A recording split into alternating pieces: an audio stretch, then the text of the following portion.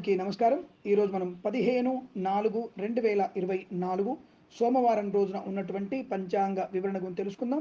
ఈరోజు శ్రీ క్రోధినామ సంవత్సరము, ఉత్తరాయణము, వసంత ఋతువు, చైత్రమాసము, శుక్లపక్షము, సప్తమి, మధ్యాహ్నం 12:14 వరకు ఉండి తదుపరి అష్టమి ప్రారంభమవుతున్నది.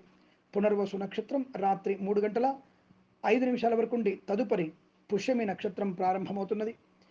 దుర్ముహూర్తం మధ్యాహ్నం 12:40 నుంచి 1:30 వరకు, వర్జము 3:11 నుంచి 4:01 వరకు, వర్జము మధ్యాహ్నం 2:20 నుంచి 4:02 వరకు, అమృత ఘడియలు రాత్రి 12:33 నుంచి 2:15 వరకు, రాహుకాలం ఉదయం 7:24 నుంచి 9:01 వరకు వ్యాప్తిగా ఉన్నది.